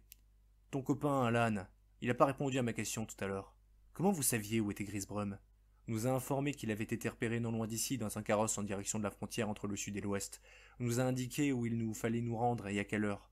Seulement, le message s'était trompé. Il nous a fait arriver trop tard, ce qui nous a fait rater l'embuscade. On les a pourchassés jusqu'à ce manoir, mais ce n'était pas le plan de base. Je repensais alors à la dernière fois, au fait que j'avais disparu soudainement sans prévenir Francesca. Elle m'avait adressé un regard pour le moins surpris lorsqu'elle aperçut mon image rémanente désagrégée sous ses yeux. Une déduction folle me vint alors en tête. Avait-elle en vérité tout simplement cherché à gagner du temps? Un temps qui aurait permis aux hommes de Grisbrum de réussir leur attaque, une attaque qui lui aurait permis de faire porter le chapeau à l'elfe? Était-il seulement possible qu'elle fût derrière toute cette histoire depuis le début? Mon départ précipité était-il la seule raison de l'échec de son embuscade si bien rodée? Mais dans ce cas, qu'est-ce qui l'aurait poussé à faire tant pour le gant noir? Je ne voulais pas y croire, et pourtant, c'était une hypothèse envisageable. Mon regard se fit dur et imperturbable. Je désirais tout de même laisser à Francesca le bénéfice du doute. Ses accusations étaient graves et sans réel fondement. En revanche, cette fois, je ne comptais plus rester dans le flou. L'heure était à l'action. Le prochain coup que je comptais entreprendre était risqué, très risqué. En cas d'échec, il pouvait très bien me faire tout perdre. Mais j'étais prêt à prendre le risque, et ce Blake allait m'y aider. Je fis quelques pas dans sa direction et lui tendis la main. « T'es un petit chanceux, Blake. Je te présente l'émissaire de Monsieur S, le grand patron du Gant Noir, et l'émissaire de Monsieur S, en règle générale, il aime pas trop les gens qui font des guet-apens à ses hommes de confiance et qui saccagent son mobilier. Et en règle générale, les gens qu'il aime pas trop, il fait en sorte qu'il embête plus jamais, si tu vois ce que je veux dire. Mais toi, il est prêt à te laisser une chance de te racheter. Est-ce que t'es prêt à devenir espion pour le Gant Noir, fiston ?» demanda Le Borgne au jeune homme. Ce dernier jeta un regard à son ancien partenaire étalé au sol. « J'imagine que j'ai pas vraiment le choix. Enfin, tant que je suis payé et vivant, ça me convient, affirma-t-il. Je vois que t'as déjà 2 gants noirs aux mains. Retire-en un et serre-la à l'émissaire du boss, petit. À partir d'aujourd'hui, tu fais partie du Gant Noir. Tu n'auras plus besoin que de celui que tu garderas. Blake finit par accepter et de saisir la main que je lui tendais. Je venais tout juste de recruter mon premier espion personnel. Cela signifiait qu'il était en dehors de la juridiction de toute guilde et que je venais donc de devenir son seul et unique commanditaire. Et voilà qui tombait à pic, j'allais justement avoir besoin d'un visage que la belladonna ne connaissait pas pour la suite. Mon choix fut celui de ne pas ébruiter l'affaire, je préférais la laisser dans le flou. De cette façon, je la pousserais à commettre une erreur qui refermerait mon piège sur elle. Elle désirait que je l'emmène visiter les îles vagabondes? Pourquoi ne pas s'y rendre dans les jours à venir?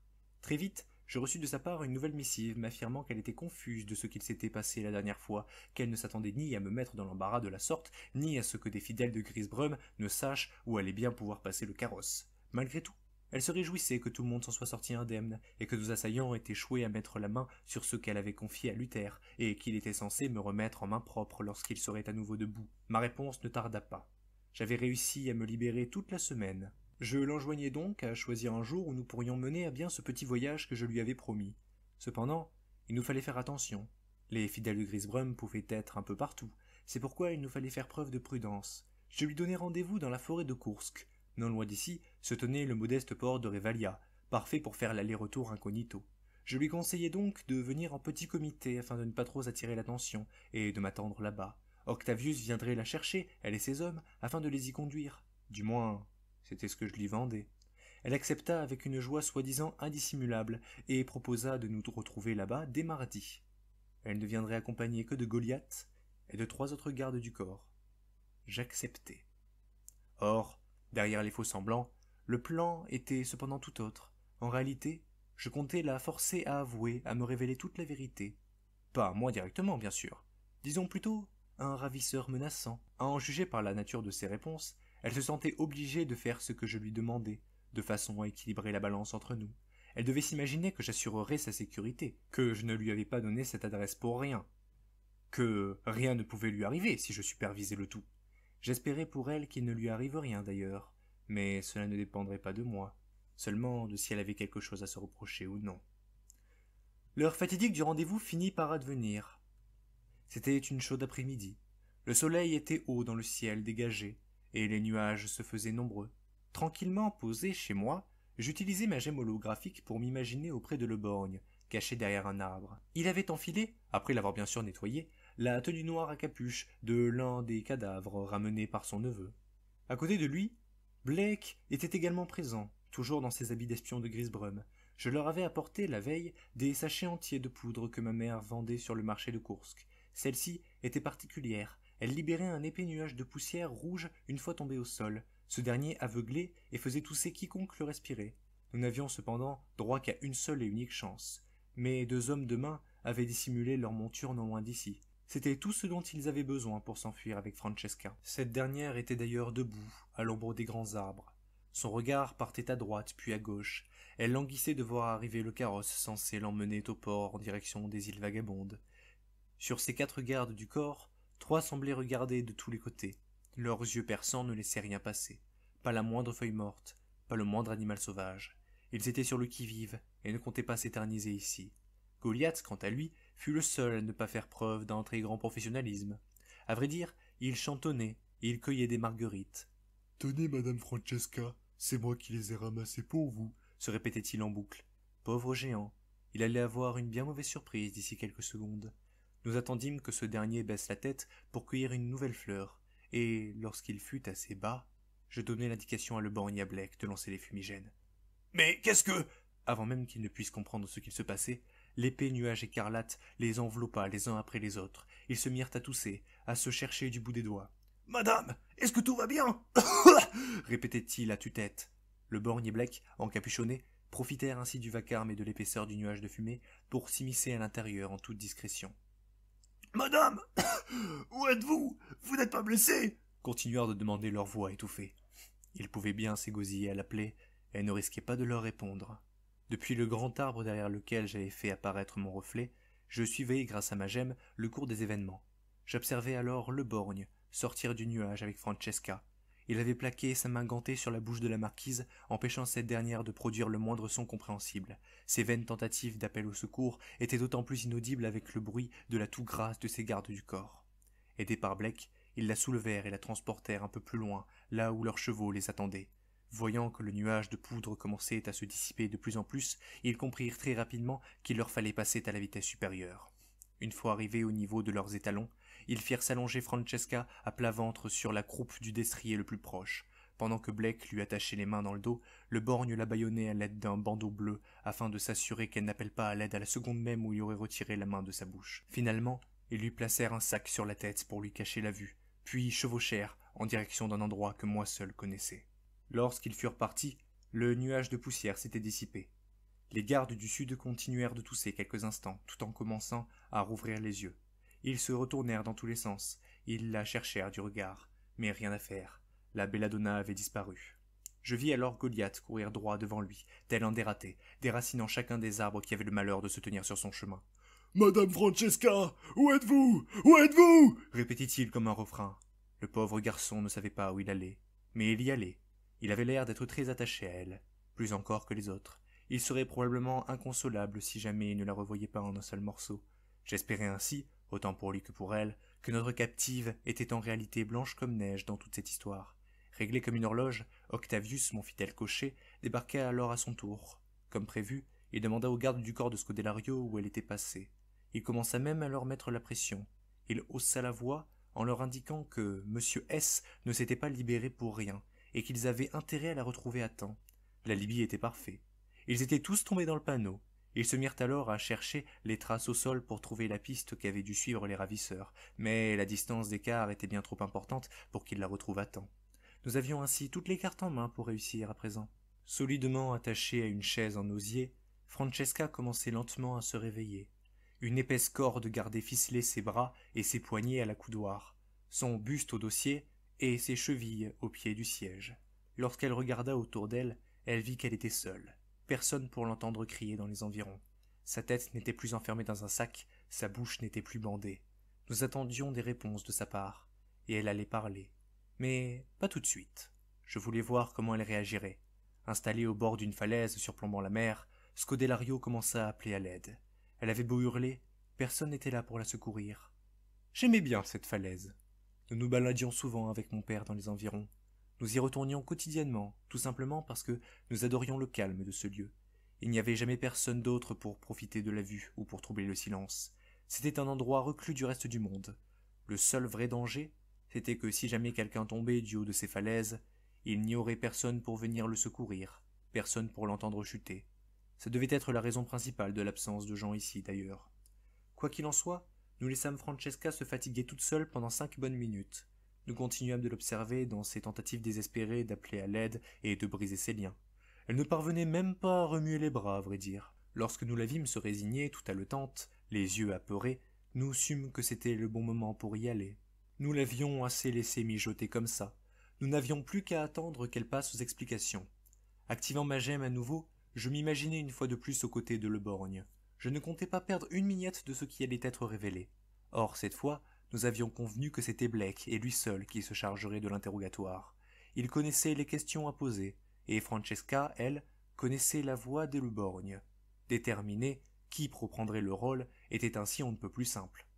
L'ancien espion de Grisbrum remit en place sa capuche et sortit de derrière l'imposant rocher qui le dissimulait, puis s'avança de notre prisonnière, débutant la séance de questions-réponses.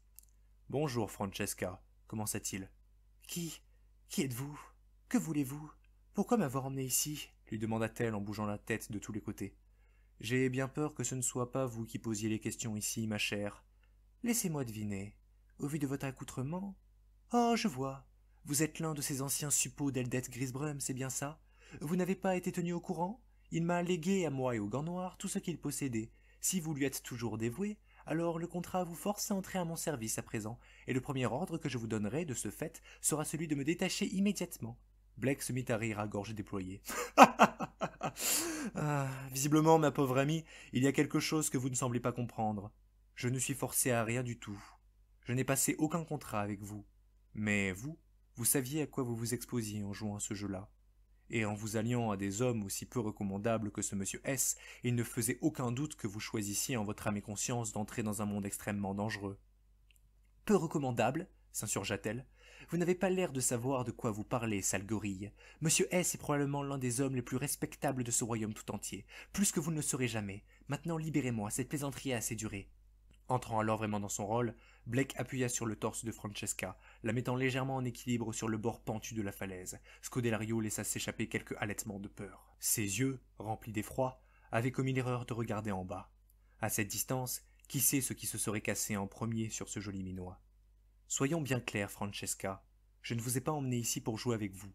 Vous m'avez causé bien trop de mal à moi et à ceux auxquels je tenais pour que j'hésite une seule seconde à vous lâcher dans le vide. Me suis-je bien fait comprendre? L'unique raison pour laquelle vous êtes encore en vie, c'est parce que je veux des réponses. Et si elles me paraissent satisfaisantes, alors je songerai à la possibilité de vous laisser partir. Nous sommes d'accord? Vous êtes malade! Blake insista, et fit basculer encore un peu plus la chaise dans le vide. Il ne restait alors plus que 2 pieds qui touchaient encore le sol. L'espace d'un instant, je craignis presque qu'il ne la lâche vraiment. « Nous sommes d'accord » insista-t-il. « Oui, nous sommes d'accord, » répliqua-t-elle. « Parfait. Dans ce cas, je suppose que cela ne vous dérangera pas de vous montrer plus coopérative pour le reste de notre entretien. »« Vous savez, je le serais certainement beaucoup plus si vous desserriez un peu cette corde. J'ai du mal à respirer. »« Vous vous habituerez, » lui lança-t-il en la laissant retomber sur les 4 pieds de sa chaise. « Bien, commençons par le commencement. J'avais 4 très bons amis à l'époque où je travaillais encore en tant que simple espion pour Grisbrum. Ces 4 amis ont disparu dès le lendemain du jour où ils ont reçu une missive que vous leur avez envoyée. 4 amis qui sont donc passés à votre service. Je veux savoir où ils sont maintenant. »« 4 amis à vous ? Mais enfin, vous pensez vraiment que je n'ai que ça à faire que de contacter de malheureux espions du Nord? J'ai déjà tous les renseignements que je veux de mon côté. Ne soyez pas ridicule. Ne mentez pas! Je sais que c'est vous qui les avez contactés. Vous leur avez envoyé cette missive, oui ou non? Avouez, ou je laisserai le poids de vos mensonges vous emporter. » La belladonna lui lança alors un regard très sérieux. Elle resta silencieuse quelques secondes, puis lui répondit. « Est-ce à Peter Roxford Farid et Stimlas que vous faites référence? Je suis heureux de constater que la mémoire vous revient soudainement. Vous faites erreur. C'est votre description qui était erronée. Je n'ai jamais contacté ces 4-là. C'est Renard qui s'en est chargé. » « Renard ?» C'est le nom de code du conseiller du roi, un vieux mage du nom de Wilbur. Mais pour préserver son anonymat, il signe toujours ses lettres par Renard. J'ai un ami haut placé à la cour, le comte Adhémar, qui détient une place prédominante au sein des services secrets de Sa Majesté. Il ne fait absolument pas confiance à Renard et m'a tenu informé de ce qu'il leur demandait avec cette lettre. Que leur demandait-il? De me surveiller et de surveiller mes proches alliés. Wilbur sait que mon influence ne cesse de croître. Il a peur que je puisse le remplacer un jour. C'est pourquoi il me fait espionner, afin de finir par apprendre quelque chose sur moi capable de me faire tomber. Il me craint, et il a bien raison. Mais pourquoi les avoir contactés, eux? N'a-t-il pas ses propres espions? Savez-vous ce qu'est un agent double? C'est une personne qui s'infiltre dans vos rangs, gagne votre confiance, glane des informations, puis les ramène à son véritable employeur. C'était le cas de ces quatre-là. D'abord, Renard les envoie chez Grisbrum, parce qu'il se dit que c'est lui la menace à surveiller. Puis, il change de cible, et leur demande de s'occuper de moi. Rappelez-vous que c'est le comte Adhémar qui s'occupe des services secrets. Wilbur doit donc faire s'infiltrer ses propres espions pour ne pas éveiller la curiosité de qui que ce soit. Maintenant, ils sont morts. Ils s'en sont pris à plus fort qu'eux, tout simplement. Face à ces nouvelles, Blake resta silencieux. Elle n'avait pas l'air de sortir tout ça de son chapeau. Le borgne lui-même me chuchota à l'oreille que du temps d'Huttington, il avait déjà entendu parler de ce renard à quelques occasions, sans jamais savoir à qui cela faisait référence. Admettons. Maintenant, qu'est-ce que Eldred Grisbrum a à voir dans cette histoire? Continua Blake. Grisbrum? C'était un gêneur. Tant qu'il était là, impossible de s'emparer de son territoire pour accomplir les objectifs du Gant Noir. Vous en avez déjà entendu parler de ça, par contre, non? Ou vous voulez peut-être que je vous explique aussi, plaisanta-t-elle. Ne me faites pas perdre mon temps. Vous vous êtes donné tout ce mal pour faire kidnapper mon employeur et lui faire signer votre satané décret, tout ça pour le compte de votre organisation criminelle? Monsieur S est le seul homme capable de me rendre ce que les prophètes m'ont pris. Il est l'unique personne pouvant me permettre d'atteindre la jeunesse éternelle, de devenir régente de tout le sud de Costerboros, de réaliser mes rêves. Je mettrai ma vie entre ses mains, sachant pertinemment qu'il trouvera toujours un moyen de m'aider. À ce moment précis, je sentis mon cœur s'emballer. Était-elle sincère? Elle en avait l'air. Si c'était le cas, que venais-je tout juste d'ordonner? À ce que l'on torture psychologiquement mon allié la plus fidèle? Non. Quoi qu'il advienne, je devais rester jusqu'au bout. Et lorsque je jugerai le tout suffisant, alors je déterminerai ce que nous ferions d'elle. Entre-temps, je devais tenir bon. J'avais fait ce choix, je le tiendrai jusqu'au bout. Je vois. Donc c'est pour ce que monsieur S pouvait vous offrir que vous faisiez tout ça. Et donc je suppose que ce n'est pas vous qui avez contacté mes anciens camarades fidèles à Grisbrum pour venir attaquer le carrosse dans lequel ils se trouvaient. Avez-vous eu l'occasion de lire cette lettre de vos propres yeux? En effet. Bien. Vous souvenez-vous de la calligraphie utilisée? Pourquoi cette question? Vous pourrez trouver dans la poche avant de mon gilet une lettre que je comptais offrir à monsieur S avant qu'un rustre ne me kidnappe et ne me suspende à une falaise. Comparez les écritures et vous verrez bien si je suis celle qui a rédigé ce message. Vous auriez très bien pu demander à l'un de vos serviteurs de l'écrire pour vous. Trésor, je ne relègue jamais le travail. C'est le meilleur moyen de ne pas être satisfait du résultat. Vous apprendrez bien assez tôt que si on veut que quelque chose soit bien fait, il faut le faire soi-même. Une fois de plus, elle disait la vérité. Elle avait toujours mis un point d'honneur à tout faire elle-même. Elle n'a jamais voulu laisser personne s'ingérer dans ses affaires. Peut-être avait-elle menti sur certains points précédemment, mais pas sur celui-là en particulier. Nous observâmes alors Blake comparer les deux missives. Alors, verdict? Il n'y a rien en commun entre ces deux écritures. Ni la façon d'écrire, ni les termes employés, ni la calligraphie. Rien. Vous voyez? Je vous l'avais bien dit. Maintenant, auriez-vous l'obligeance de bien vouloir me rendre cette lettre? J'y tiens énormément. Une union sacrée, hein? Oh, vous l'avez lu. Oui, en effet, je songe proposer à monsieur S une union économique stable, établissant une mise en commun de mes possessions et des siennes. Je compris par là qu'elle devait faire allusion à notre commerce de plumes de phénix, et donc de l'unification de nos marchés sur les îles vagabondes en général, chose dont nous avions déjà parlé tantôt. Blake, de plus en plus dépité, accepta sa requête et reposa délicatement la lettre à l'intérieur de la poche avant de son gilet. Il soupira. Même l'encre utilisée est différente. J'imagine que vous n'avez pas pour habitude d'écrire avec de l'encre violette. Oh, je vous en prie, ne soyez pas ridicule. Qui dans ce monde écrit avec de l'encre violette? Je vous le demande. Allez, détachez-moi maintenant, s'il vous plaît. Il y a un voyage que je rêve de faire depuis très longtemps qui m'attend. Je sentis Blake désemparé. Nous lui avions parlé de tout ce qu'il s'était passé du côté du Gant Noir la concernant. Il était absolument certain qu'elle était coupable, et pourtant, il semblait à court d'idées, à court de questions, à court d'incohérences à souligner. J'ai une dernière question, Francesca.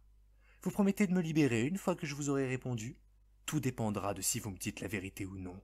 Tentant le tout pour le tout, il avança en direction de Scodelario, lui agrippa les cheveux, puis la tira par ces derniers jusqu'au rebord le plus glissant de la falaise. Francesca criait de peur et de douleur. Son ravisseur était sur le point de la jeter dans le vide, alors qu'il ne restait plus qu'un seul malheureux pied de chaise pour la maintenir sur la terre ferme.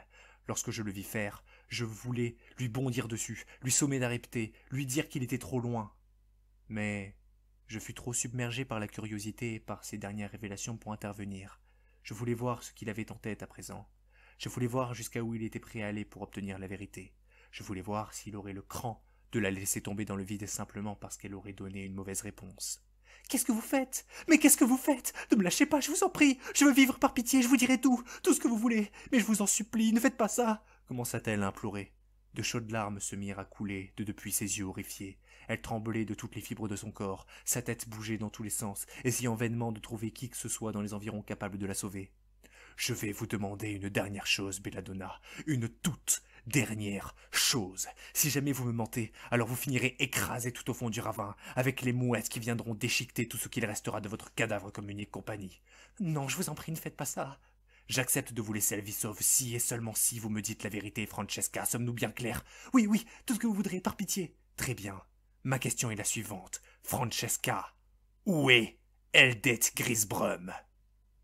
Je venais alors tout juste de comprendre. Scodelario m'avait confié Grisbrum afin que je le fasse atterrer au gant noir. Il était en ce moment même chez moi, et elle le savait. Cependant, elle savait aussi que si jamais elle révélait sa position, à savoir ma position à son ravisseur, alors elle trahirait ma confiance, elle lui donnerait mon adresse. Mais si jamais elle lui mentait, et qu'il le savait, alors la mort l'attendait au tournant. C'était le choix final que lui imposait Blake. Dès qu'elle ouvrirait la bouche, nous saurions ce qui était vraiment le plus important à ses yeux. Une vérité qui mettrait fin à notre alliance, ou un mensonge qui prouverait sa dévotion envers moi. Je la vis réfléchir un instant. Elle haletait, elle tremblait, elle respirait rapidement et bruyamment par la bouche. Elle ne savait pas quoi répondre. Chose on ne peut plus compréhensible face à ce genre de choix cornélien. Blake fit semblant de perdre patience. « Répondez maintenant! Où se trouve Eldeth Grisbrum? »« Je l'ignore. »« Attention, Francesca. Vous vous rappelez ce que je vous ai dit sur les vilains mensonges, pas vrai? »« Je l'ignore, je vous le jure. »« Pas avec moi, Francesca. Dites-moi la vérité. Sinon je vous lâche à 3. 1. Pitié, je ne mens pas. Je vous jure que je ne sais pas. 2. Non, non, s'il vous plaît, non, ne faites pas ça. 3. Chez moi!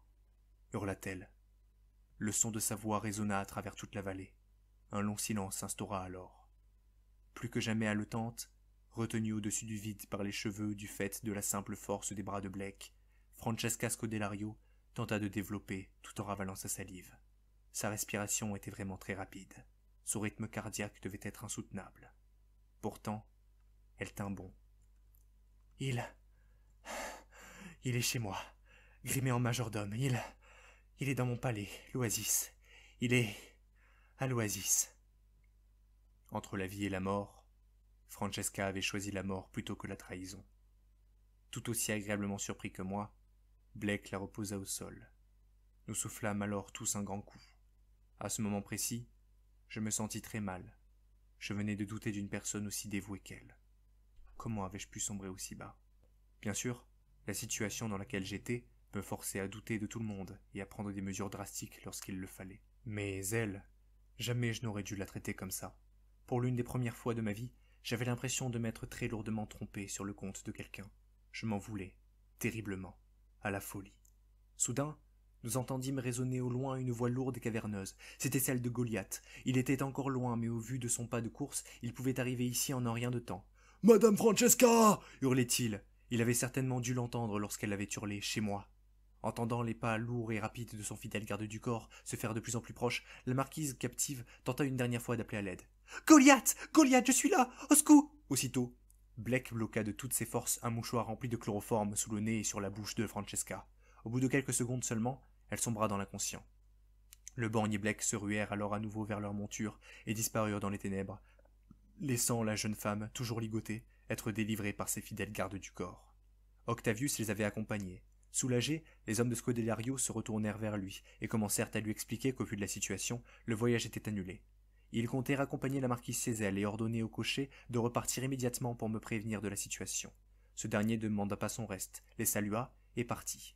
Je fis de même, de mon côté, désactivant ma gemme une dernière fois. Le lendemain n'était pas un jour où nous étions censés tous nous retrouver au quartier général. Néanmoins, Helena vint me porter dans la matinée une nouvelle missive m'informant que Luther s'était bien rétabli. Heureux pour lui, je choisis de venir lui rendre visite dans la soirée. Eldeth Grisbrum était attablée à côté de lui et discutait autour d'une bonne tasse de thé. Ne souhaitant nullement les déranger dans leur discussion, je m'assis alors au petit bureau dans l'angle du couloir menant à sa chambre, et je commençai à rédiger un croquis du message que j'enverrai bientôt à Scodelario pour lui rappeler tout mon soutien, m'excuser pour la faille dans la sécurité et fixer une date ultérieure pour ce voyage sur les îles Vagabondes. Perdu dans mes pensées, je laissai les minutes passer et les heures s'écouler. J'étais tellement absorbé par la rédaction de ma lettre que je ne parvins même pas à entendre le pas lent de mon plus dévoué porte-parole se rapprocher de moi. Ce bon vieux Luther boitait quelque peu, mais rien de bien flagrant. Il était muni d'une canne à l'embout courbé, qui lui permettait de marcher droit. Le bruit des talons de ses chaussures de cuir frappait le sol en cadence avec le bout de sa canne. Et pourtant, c'était comme si je ne l'entendais pas venir, comme si nous étions dans deux réalités différentes, lui et moi. Je sentis alors sa main se poser sur mon épaule. « Vous désiriez me voir, monsieur ? Comme vous pouvez le constater, c'est la grande forme. » Je lui souris. Mais je ne voulais pas que ce soit son supérieur hiérarchique qui le voie sourire de la sorte. Je voulais qu'il ait l'impression que ce sourire provienne d'un ami, de quelqu'un qui avait du respect et de l'estime pour lui.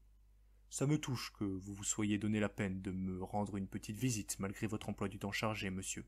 Oh tiens, pendant que j'y suis, il faut que je vous donne ça. » Il déposa alors, non loin de moi, la carte des îles Vagabondes, la plume de phénix orange et le parchemin à remplir pour que le grand archimage Jéricho concocte ma potion. « Vous avez été très courageux, Luther. Vous vous êtes mis en danger pour me ramener toutes ces choses.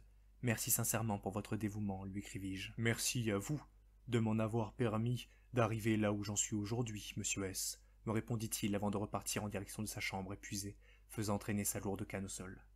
Un léger rictus aux lèvres, je me remis à écrire. Mon regard se portait sur ma rédaction, et puis il se laissa distraire par l'image qui se situait juste en face de moi, cette image des îles Vagabondes. Je songeais à ce que j'avais fait endurer la veille à cette pauvre Francesca, comme je m'en voulais. J'avais d'ailleurs reçu un nouveau message de sa part un peu plus tôt.